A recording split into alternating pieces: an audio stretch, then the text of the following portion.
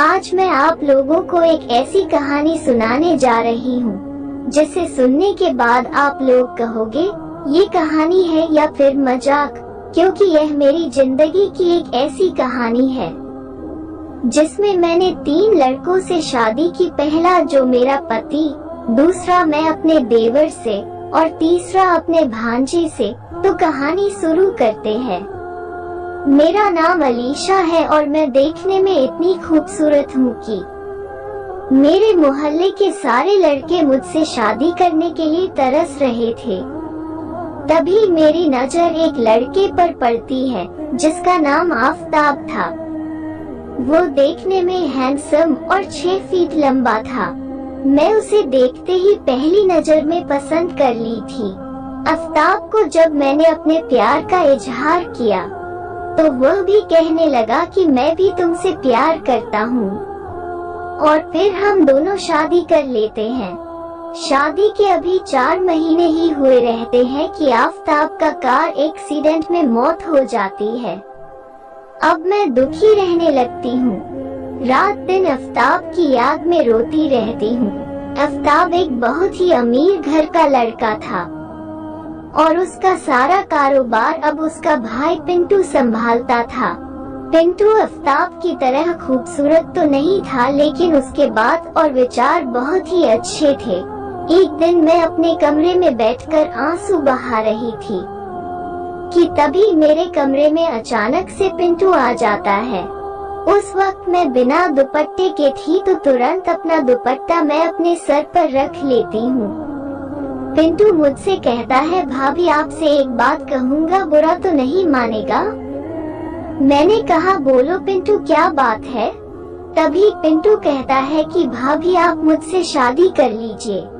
आपका अकेलापन देखकर मुझे बहुत ही बुरा लगता है।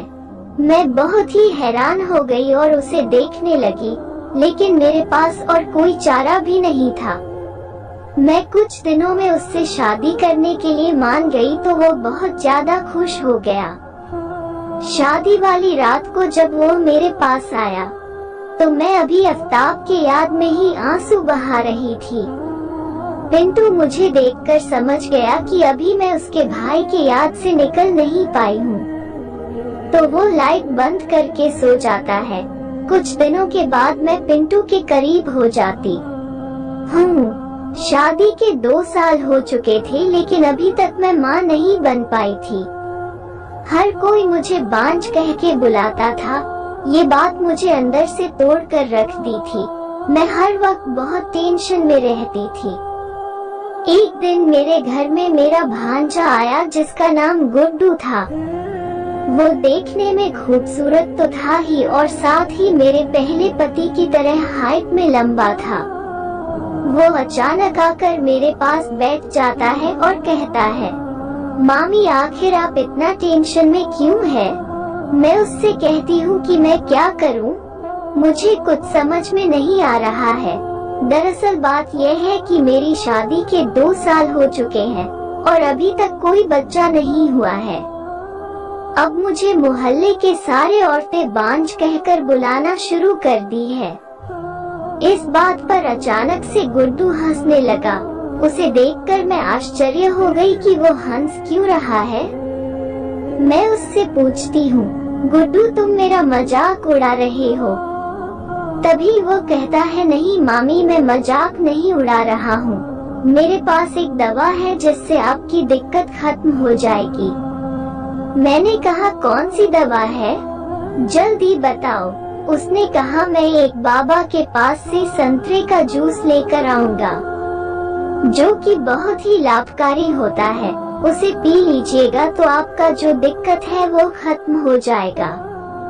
ये सुनकर मैं बहुत ही ज्यादा खुश हो जाती हूँ और फिर मैं उससे कहती हूँ, तब तू यहाँ क्या कर रहा है? जल्दी से जा उस बाबा के पास और संतरे का जूस लेकर आ। गुड्डू संतरे का जूस जब लेकर आता है तो मैं उसे पी लेती हूँ। संतरे का जूस पीने में मुझे बहुत अच्छा लगा और पीने के बाद तुरंत ही मुझे नींद आने लगी। मैं अपने कमरे में जाकर सो गई। कुछ दिनों के बाद मुझे पता चला कि मैं माँ बनने वाली हूँ।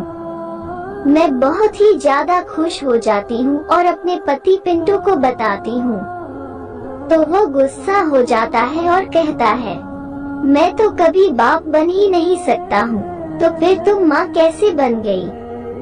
ये सुनकर मेरी तो कान ही फट चुकी थी। वो कहने लगा, आखिर तुम कहाँ से मुंह काला करवा कर आई हो? मैं अपने पति को सारी सच्चाई बता दी। मैं और मेरे पति अपने भांजे के पास जाकर उससे सवाल किया कि आखिर तुम संतरे के जूस में क्या मिलाकर मुझे पिलाए हो? वो चुप रहा। इस पर मेरे पति पिंटू उसे एक थप्पड़ लगाते हैं और उसे धक्के मारकर मेरे घर से निकालने लगते हैं।